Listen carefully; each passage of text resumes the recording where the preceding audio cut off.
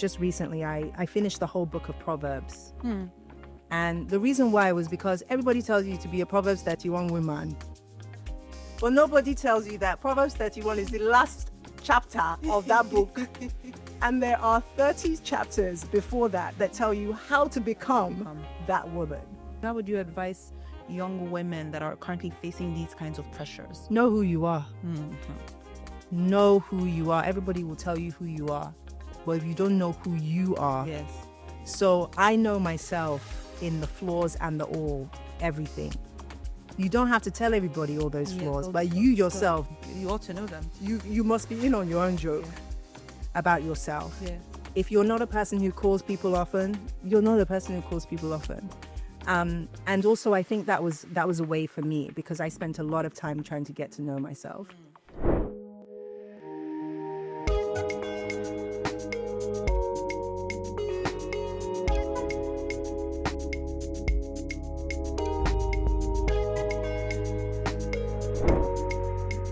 That's what she said. And right now I have somebody in our studio who I'm very excited to be talking about. I have a bio here that I'm going to read because I don't want to leave anything out. So you guys, let's go. Eniola Mafe is a strategist and change maker shaping conversations on women's leadership and inclusive growth in Africa. She's the co-founder of the Women Collective and SecureFarmer.com, and has also led strategy at the World Economic Forum and the Niger Delta Partnership Initiative. Recognized by Forbes Africa and named one of OK Africa's 100 women, Eniola is passionate about creating opportunities for women and youth while reimagining Africa's future. Please join me in welcoming the Eniola Mafe. Oh, thank you very much. I also add the Abaga as well, because I'm Eniola Mafe Abaga. Is Eniola Mafe Abaga. We'll get to that later with you. But yes, my mother will be proud. Yes, I did something. Is there anything you want to add to this that I didn't leave out? Maybe something that's work related? Like myself? Yeah, I like to paint. Oh, yeah. I'm neurodiverse, so you're going to have to keep me on guard. Yeah. And I love music. Even so much I married it. Okay. So yeah. So painting and music. So that's what you do in your free time. I'm a bit of a creative underneath it all. Yeah. Okay, that's cool. Okay, so today we're talking about the possibilities of women having it all, Nigerian women having it all. As a Nigerian woman living in Nigeria, what does having it all look like to you? So I think it really depends, for me at least. I don't think that you can have it all. Especially if you have like a very insatiable dream and everything, you just may not always feel enough. So I'd like to say you can have it all at different seasons.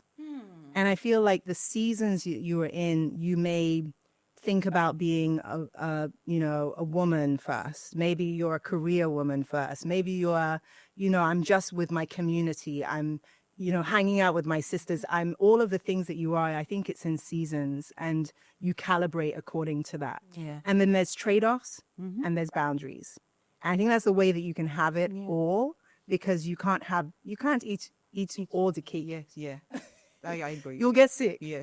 And you can't operate at a high clip all the time. No engine in the world can ever do that. So I think it's in different seasons for sure. What kind of trade-offs have you had? Oh, good trade-offs. Good trade-offs, and sometimes some slightly painful trade-offs. One is I have gotten very comfortable these days of being disappointing and underwhelming. How so? Because first off, I'm the oldest sibling in a Yoruba family, and I'm a girl. Right. And so, but my parents never raised me whether I was boy or girl. Yeah. In fact, it probably was a problem. But they were like, you are the oldest, so you're responsible. That's it. You've got a responsibility to the family. You've got a responsibility to your name and our name, and you've got a responsibility to do your best, right? And so that comes with come with a bit of a weight. You're like, I'm 7 years old. Or I'm 12 or I'm 13, but that feels like a weight. It's not necessarily what they put on you, but then you kind of become I kind of became a bit of a pleaser. It was like, as long as everyone was happy with me, then it was good. Yeah.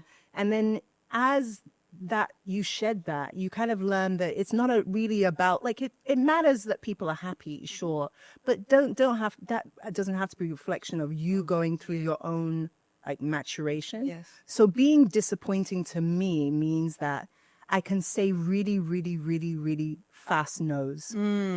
Like no. But how long did it take? So I'm guessing you felt a lot of pressure, but how long did it take you Yeah, it took to a get to that point where you're like, you know what, I can actually say no? It took me a while, like scaringly long. Because I to know a be lot of honest. first jobs feel that way. Yeah, because you say no and then you think who else is going to do it. And there's this like weird feeling of like self-importance. And you're like, actually, you're not that important. I think there was a moment where I was speaking to a friend, a close friend, and I had been doing all these things for them. It was over like maybe a week and I was frustrated. And the person said, well, I never asked you to do it. That's in the pain. And I was like, huh? Clutch pearls. And then I had a moment. Maybe it was God. For me, I think it was probably God. Like, yeah, you're important. Yeah, but you're still. so loved. Yeah. You're amazing. Yeah. But you're not that important. Yeah. Because there's like 8 billion of you. Yeah. And so I was like, oh, so it was me just entering one chance. Yeah. But it didn't mean, and I think I realized I was like, I don't have to over index. The opposite of not stepping in all the time is not stepping in. It's guarding your energy. I agree with and that. also asking and being curious. Do you need some help? need some help? Do you need a hug? Yeah. Or do you just want me to listen? Yeah. And listening doesn't take that much energy. Now I'm like trying to be Jim will fix it. I'll fix it Yeah. for you. And I think then what I mean by saying like being disappointing and underwhelming is then not operating at a high clip, but really maintaining a steady, sustainable level of excellence that you can give to all facets of your life. So I was giving full throttle to my career, but I wasn't giving full throttle to my health and my mental health. Or I'll be giving too much throttle to family issues or whatever, and then I wouldn't have time to. Usually it's like myself and also the things that I really wanted to care about and needed to care about. You know, when they say like, don't, that you got to, when you want to deliver, you just have to, under promise and over deliver. Deliver. I was like, I wish I'd been hearing this since I was 5. Yeah. I wish I'd actually really listened to what that means, because it means you save your energy. If something's due on Tuesday, tell them it's due on Thursday. That makes sense. And you have time, you have space, you have, and that's what it's turned into for me. I think it's those trade-offs of protecting your energy so that you can stand the distance. Okay. And we're going to be living till like 90, 100. They say maybe we could be immortal in like 50 years. Yeah. I gotta pace myself, girl. Like, I feel like I've been going through a period where I've been wondering, is it possible to have it all? I was also speaking to the ladies prior to this and telling them that I've been facing that for the past, say, couple of months. And I realized that I've come to terms with the fact that I'm a workaholic. I don't have that much of a life outside of work, but I'm trying to change that. Did you ever find that was the case with you? Yeah, work was an identity for sure. But it's a passion. Like I'm obsessed with access, because nobody, like when I looked at the pathway of my life, nobody invited me in to any of those places. I was born and raised in the UK in the 80s and 90s. Like nobody was saying like, oh, you immigrant girl, come in here, come and join our posse and live your best life. Nobody was saying that. In fact, they were probably excluding. So I'd always been like, who's not here? Who's not at the table? So for me, work was a way of, it's painful, kind of proving at first that I belong. Yeah. And then it became an engine of like, I'm really good at this. Yes. I get energy from this. But then I don't know how you felt like when you work in something that is your passion. Yes, that you enjoy doing. That you enjoy doing. It gives you fuels energy. you. Yes, it it fuels does. you. It It's does. great. It's the extra hours, the 2-3 hours Then you you do. realize that you're missing out on other parts of life. You're missing out on personal connections with other people. You're missing out on birthdays, and because in the kind of industry that I work in, you work around the clock. You're missing out on people's. I remember I've lost a friend because I missed his wedding, and he had told me about this wedding like 6 months ago. But when the time came, I couldn't take time because I was in lead and I was shooting. Of course. But after his wedding, he just never picked my calls ever again. So I've just been really thinking about it, going, how do I balance this? And I'm sure that a number of women also face this in Nigeria. And also there's something about work where it's very clear, if you do this, you get this. And in life, you do have, you don't do have, Yeah.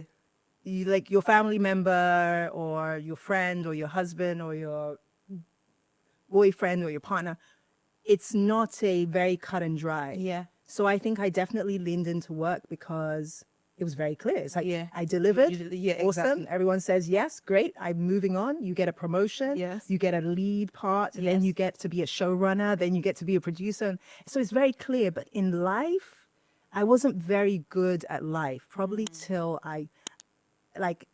good for me at least, probably till like my mid-30s, where I said, oh, actually, what if I use that same energy that I do for work and applied program management, speaking, communication? Like, how am I giving my best communication in work? Yeah. And then I can't communicate with someone I love, Yes.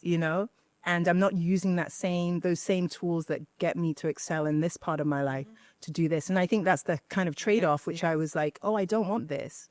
I actually want, even though I'm not good at this, I don't know if I'm good at this. It was clear that I was good at work. Yes. It's clear that I'm good at my passions. Yes. But it wasn't clear if I could be a really good friend. And so I wanted to be a good friend. So I was like, well, let me invest there. Yeah. I want to be a good, partner to somebody. Let me try and see. Yes.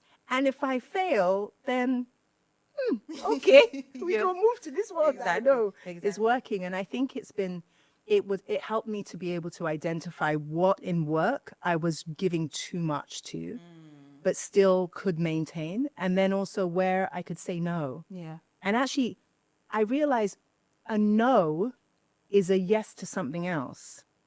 So that's actually a really beautiful trade-off for me, because me saying no to a speaking engagement means I have yes to maybe sleeping when I was spending time with a friend, Yeah. or actually making that wedding potentially. Yes. But also, I think there is a training of the people around you when you have a calling for your life in a particular direction that has whether you want to do it or not, or break your neck to try to be there for everyone else, the nature of the system of your work in like acting, entertainment, media requires you being at a studio at 2 a.m. Exactly.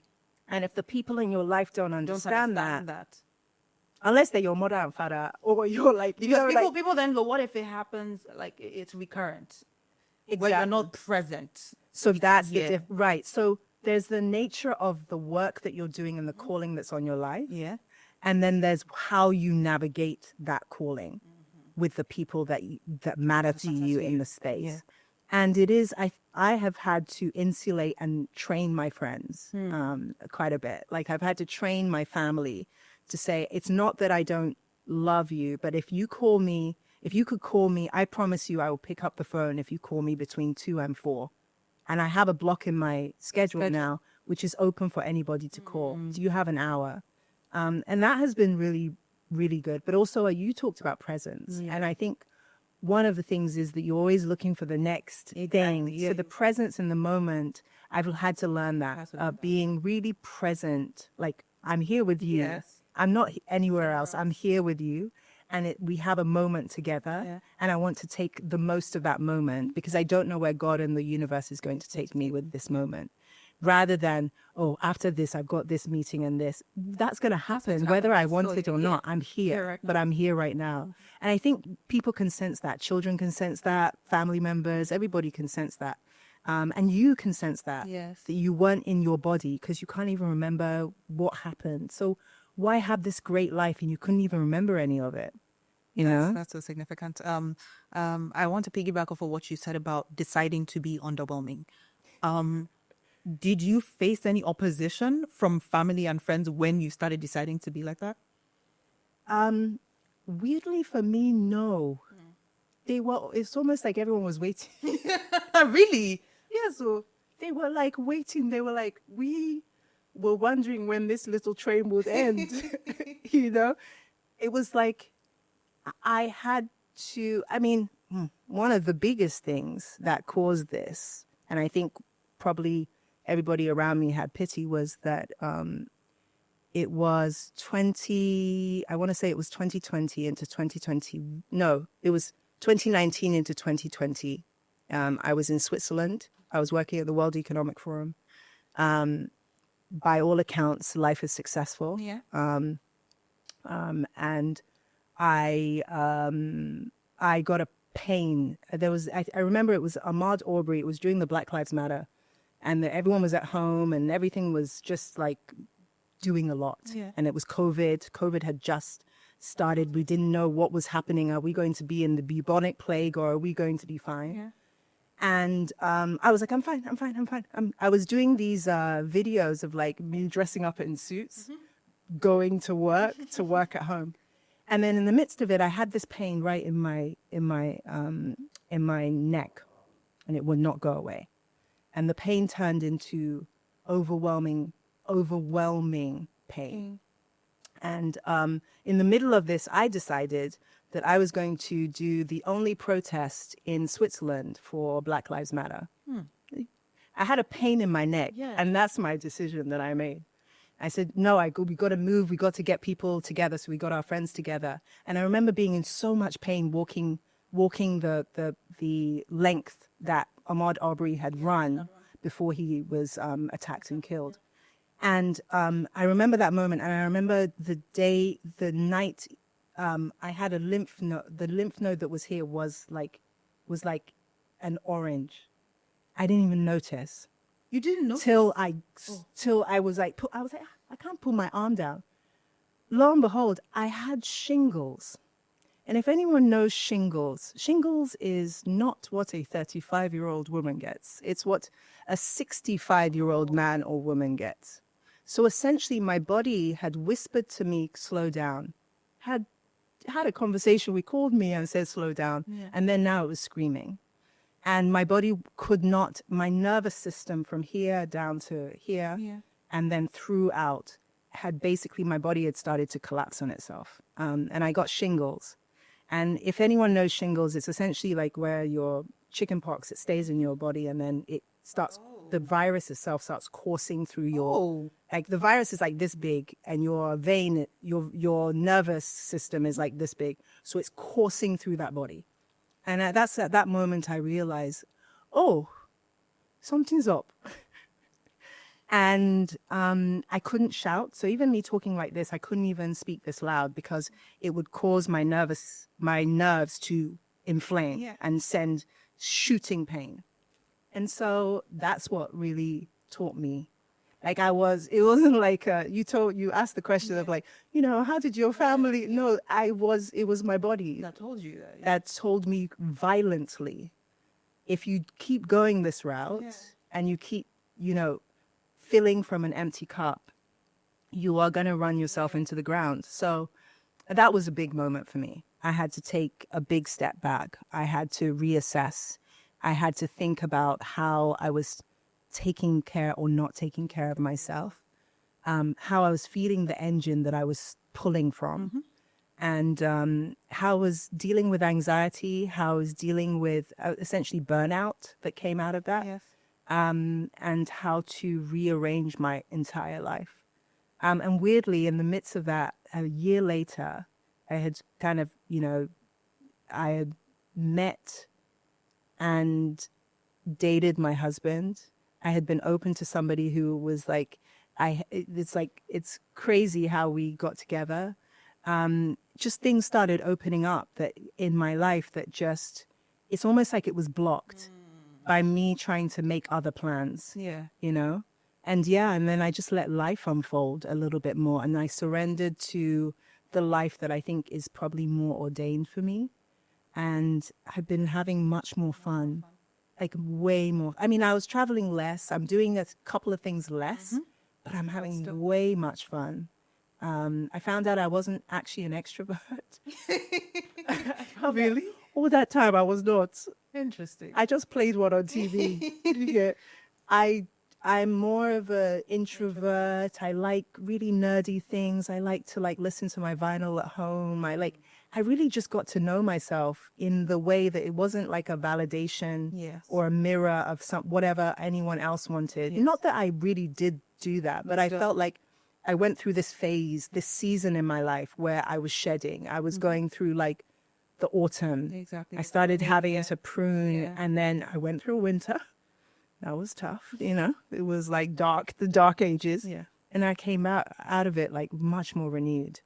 And things that used to anxiety. I was on like medicine for anxiety and all these things, and I shed all of those, and I just really, it was great. It was a good thing, even though if I was in that moment, if I could tell, like, I'm dying, help me, Lord, you know. But I don't think everyone should enter my one chance like that. But like, if you hear this and you feel like you're feeling pieces of this before it gets to something like this, I feel like just pay attention to yourself and take a quiet time. Yeah. Find a friend who really you understand, or a sibling. We talked about like our sisters being like really super close, and just like, hey. And chances are those people will be like, Yeah, you should probably take a step. kind of noticed, but we thought you'd be okay, you know? Yeah, so that's beautiful to hear. So I guess I would like to know, what are the things you're currently juggling or were juggling in the past, and how you've been able to balance it all out? Another place where I probably am underwhelming is that I don't have all these like lists and like I have some strategies on what I do. But I also try to make sure that I just keep a general framework for me. So the biggest framework I have is like, I'm in seasons. So I believe like if you're in your 20s, you're in growth. You make mistakes, you do everything, try everything at least once, try the food once, I did that. I traveled the world. I did everything that I wanted to do. I made the mistakes. I dated the wrong people, all of that. 30s was like consolidation. So it was like, you know, Shingles helped in the middle of that, but consolidating your friends, you know, in your 20s, you have like so many friends, you can't keep up with them. There's no possible way. I honestly don't even think I could keep up with more than like 5 or 6 at a time. But I feel like really have those in Nigerian women in our 20s, a lot of people feel a lot of pressure during that time. To get married, yes. There's a lot of pressure. So yes, Did you face that pressure? No, like my Yoruba family is so weird. No pressure of us in my own family. Never. But I do know that a bunch of women are and some of pressured them are every single day. divorced, Yes. too. But some of them are also having fantastic marriages.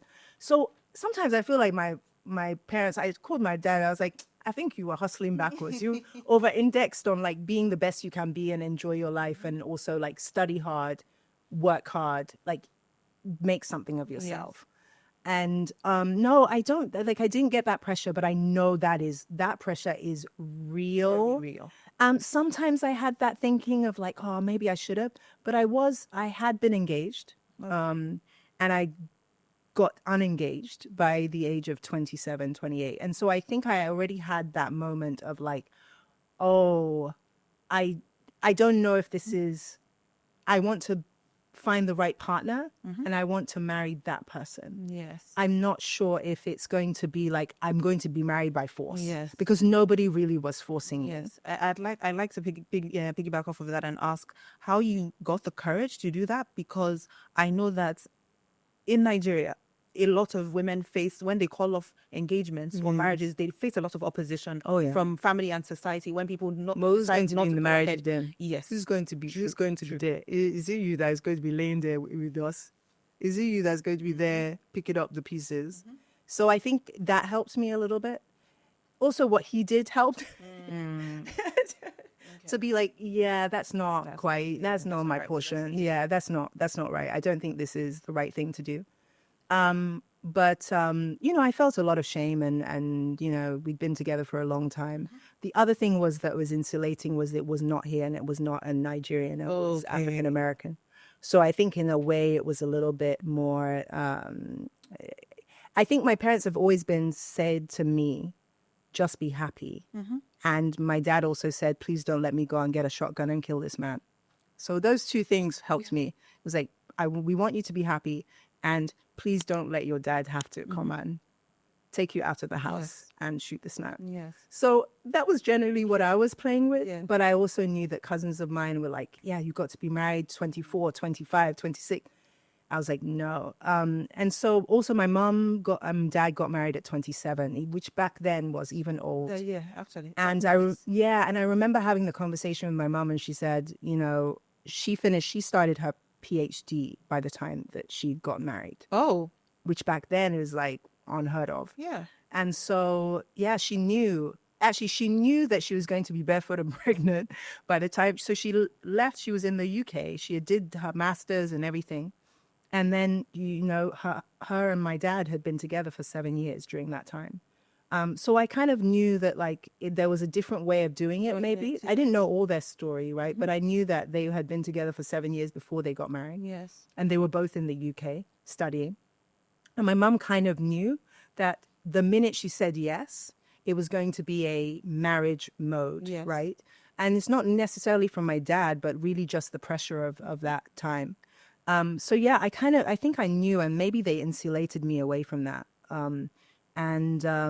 Yeah, I think in some ways I prolonged some things like getting married. I got married at 37. You know, I know I got married to the right person for me. And I'm a different person. Yeah. I don't think that the way that I am approaching marriage at this age for me is what I want. And I don't think I would have been a fully formed, ready to face the world in marriage in that sphere. I just know who I am. I can build the boundaries. I can say, no, I don't like this, but we could do this. I'm able to compromise, and it doesn't take anything from me. And I also know what to ask for myself, you know. But it's not for everyone. Yeah, it's not. But It's not for everyone. And Nigeria will put pressure on you. But how would you advise young women that are currently facing these kinds of pressures? Know who you are. Know who you are. Everybody will tell you who you are. But if you don't know who you are. Yes. So I know myself in the flaws and the all, everything. You don't have to tell everybody all those flaws, but you yourself, You ought to know them. you must be in on your own joke about yourself. Yeah. If you're not a person who calls people often, you're not a person who calls people often. And also, I think that was a way for me, because I spent a lot of time trying to get to know myself.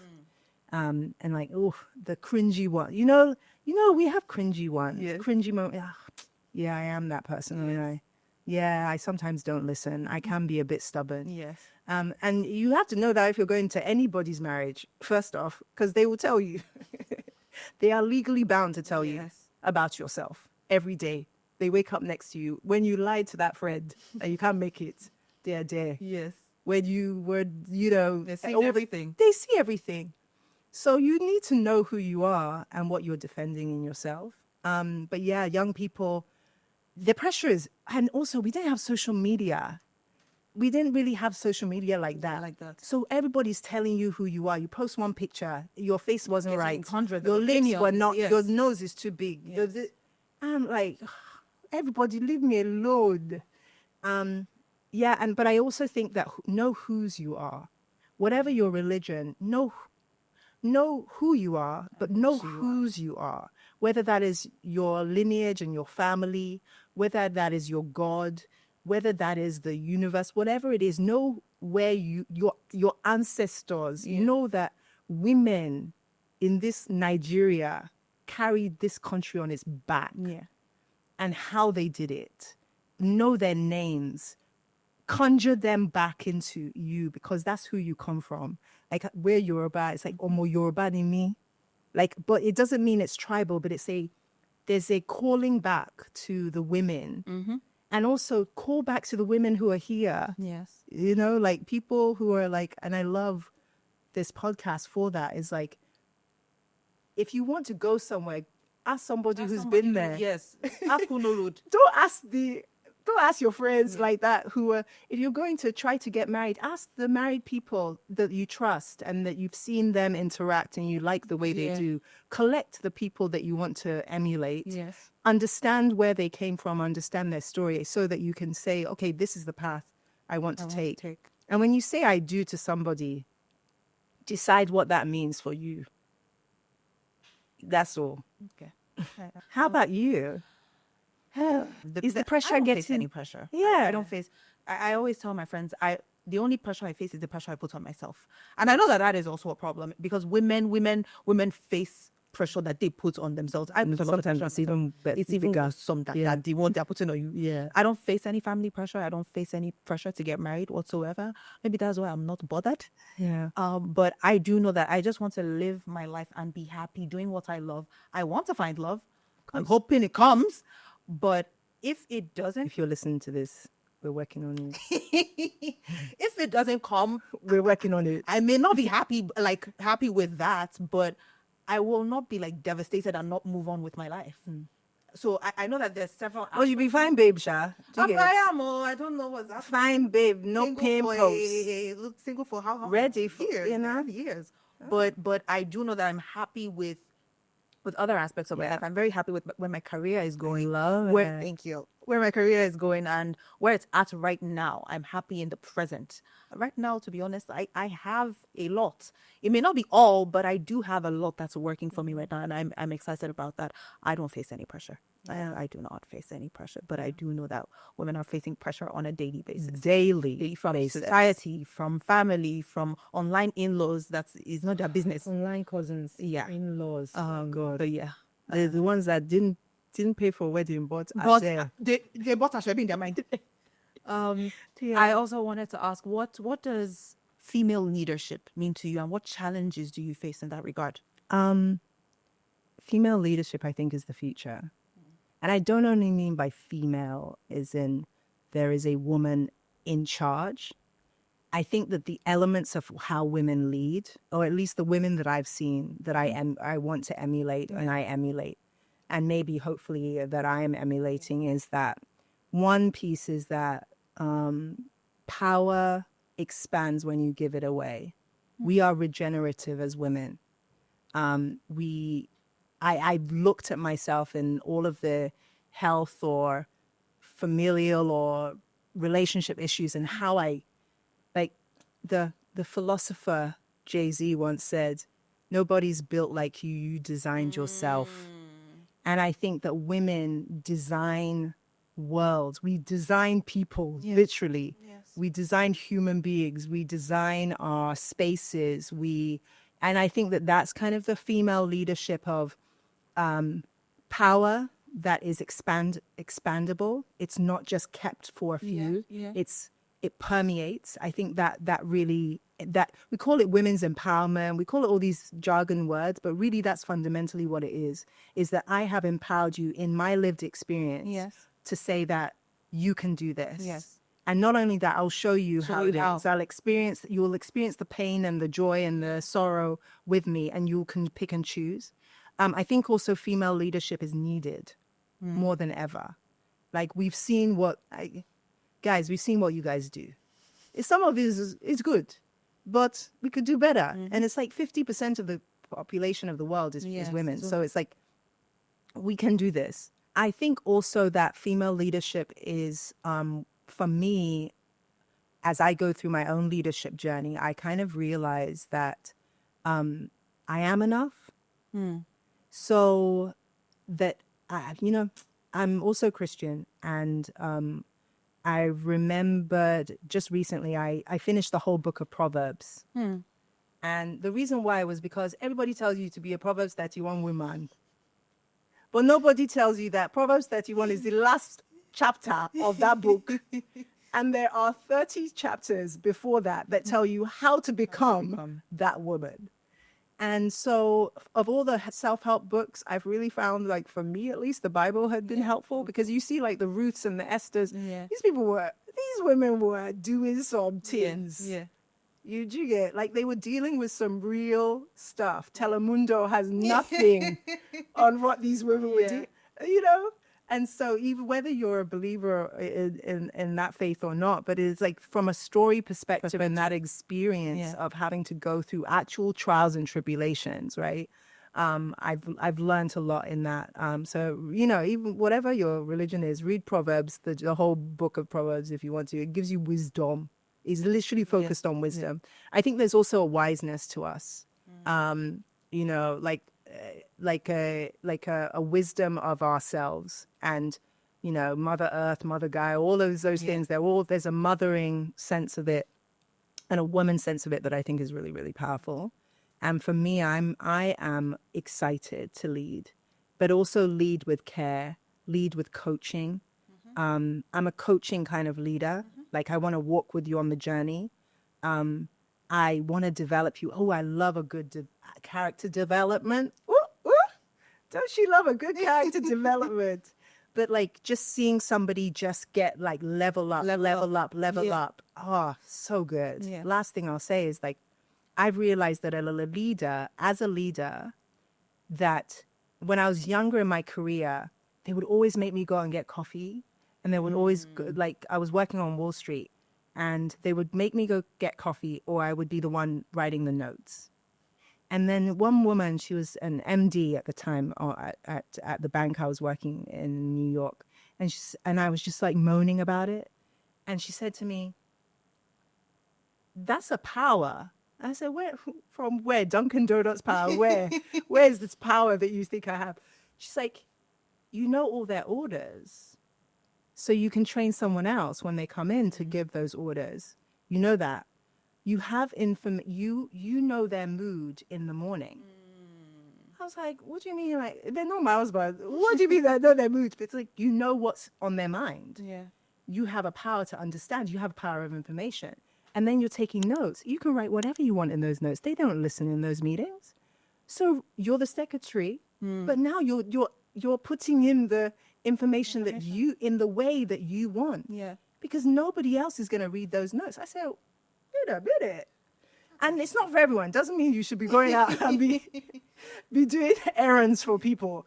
But it was just finding the power in wherever you are and where that station is and leveraging it. And to be honest, that really had bode me well. Like when I write the meetings now, we have AI, but you know, it was just, I had a power because I knew what was happening. Yeah. Because someone will call me because they didn't pay attention in the meeting and say, Eniola, what was the main discussions in the meeting? I'll be like, well, 4 of them were here. And then I just add a fifth one that I want my agenda to push through.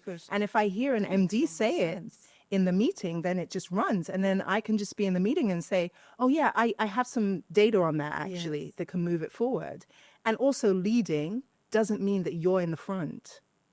In fact, actually, my husband talks about this because of this album, The Wolf. And it's like the leader of of a wolf pack is leading from behind. They're herding everybody. They're making sure that they're safe. And I really like that concept, especially for women, is like, you don't have to be the front runner. In fact, sometimes you don't need to be because you're the one that gets the shots. Yeah. But sometimes it's just like, it's the producer, it's the showrunner, and they have a lot of say. So look for where leadership doesn't have to always be in the spotlight as a woman, but can be in the power light. Like where the real power gets, you know, where the power resides, you know, and that's pretty much what I would say. I like that. I like that a lot. I'd also like to know maybe some of the sacrifices that you had to make to get it, like in leadership, as well as some of the challenges that you faced. Yeah, I had this like enviable moment like a week ago, vulnerable moment. And I'd left the World Economic Forum, top organization, you know, amazing, blah, blah, all this stuff, you know, bam, bam, bam, speaking to head of state. Yeah. I have, you know, this minister on speed dial, blah, blah, blah, blah. And I left after, you know, it was great opportunity, but I was in Switzerland and it was just like, I was on my own. I had to choose myself a little bit. I'd been going through burnout, I'd all those things. And so, you know, met my husband as well. So it was just a confluence of things where I then moved to Nigeria. And so I hadn't thought about going back to Nigeria for a little while longer. And, you know, about a couple of weeks ago, I saw my friends, like my peers who are now like heads and exec committee members and all that stuff. And you have this pang of like, oh, did I miss out? You know, that feeling of, did I not stay long enough? Did I stay too long? Did I not network enough? I think leadership finds you. I found opportunities in this space. And I think that feeling was, I sat in it. I had to sit in it because if I pushed it to the side, it can fester. Yes, It can metastasize. And so, yeah, like for me, it's that feeling of missing out. And I felt that very recently of like missing out. Did I not stay long enough at the forum? I had a moment where, you know, I had to take a step back, a massive pay cut to do something, to do work. I was working, essentially advising the government of Nigeria on their National Social Investment Office. But I love the woman who's the head of it, Madame Uwais, who's still a big Egbon today.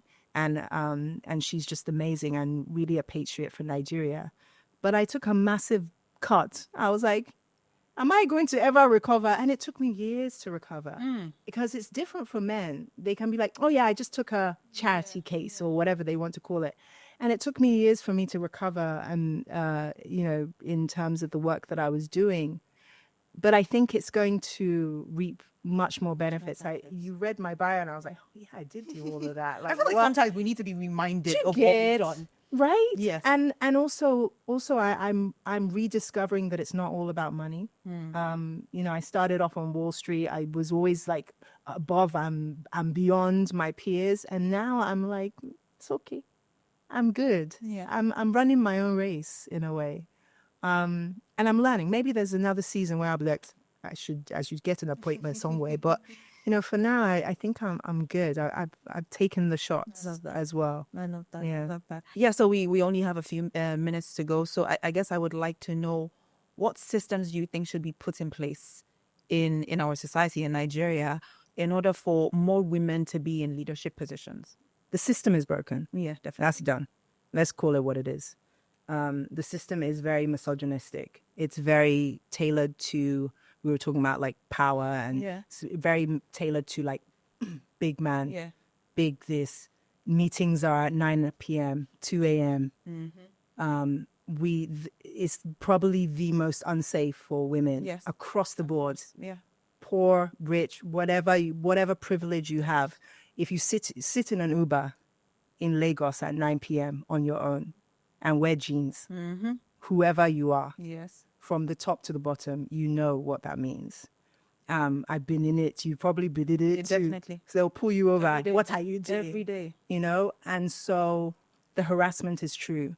The interactions that we have with interpersonal, it's not safe. So I think first is just create safety. And I think older women have to create safety for young people. I agree. We have to speak up. When we see someone a young girl being taken aside by someone who may be our peer, who may be our Egbon, whoever, Egbon, brother, older person, we have to use our social capital.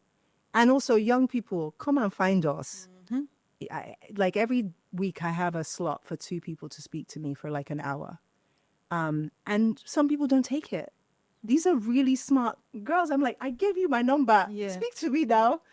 Ask me. Some of them do. So I would say there's a symbiotic relationship between young people, young women and older women who have been there that needs to happen. And we need to create more trust between ourselves because to be honest, the trust has been broken. Yes.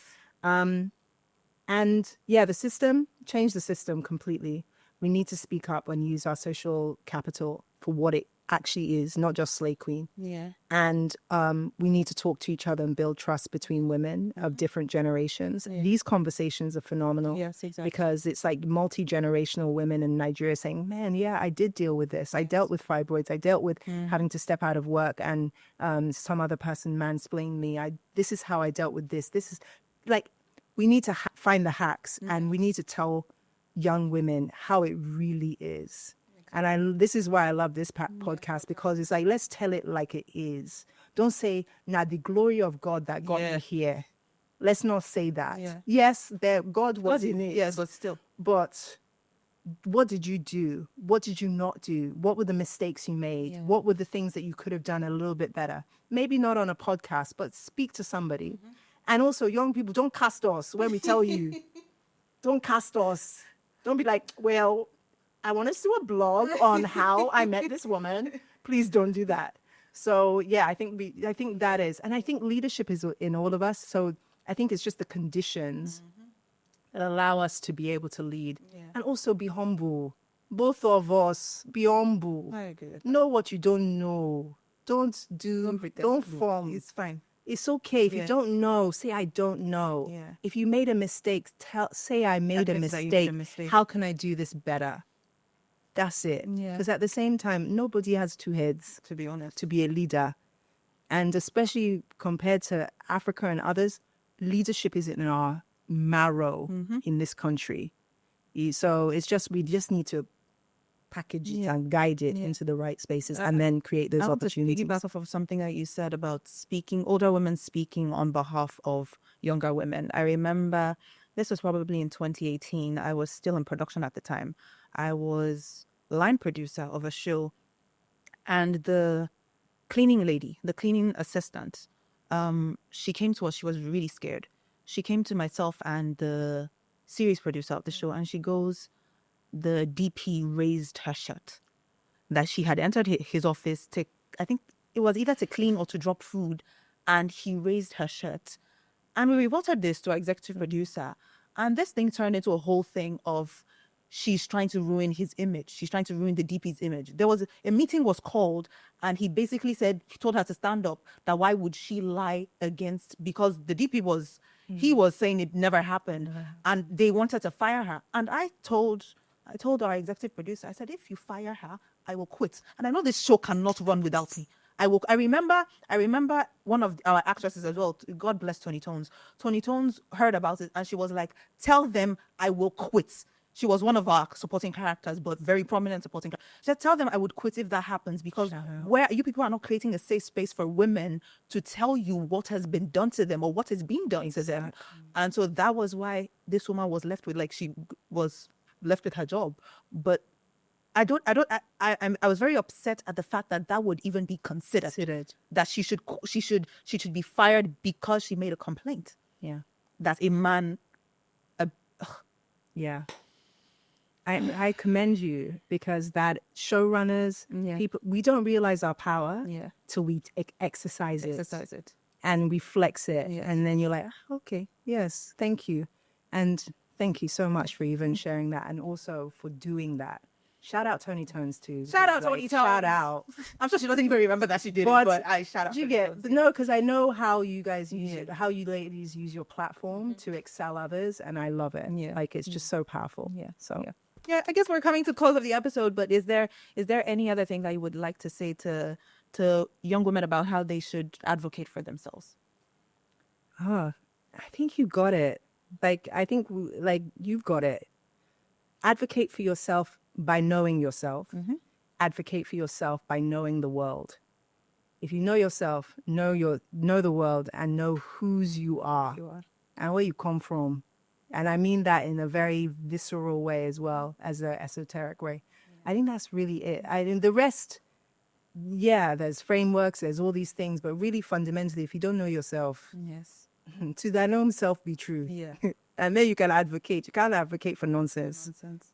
right? Yeah. So yeah, that's really it. Thank you so much. Thank you. This has been a very enlightening conversation, a very interesting conversation. And I guess what I would say is that, just like she said, know yourself. When you know yourself and you know the choices that you want to make, nobody can project their own choices on you. So yeah, that has been this episode of That's What She Said. Thank you for having us.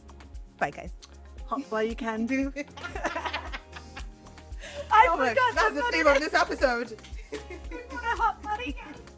Oh God, but yeah. Oh gosh, yay.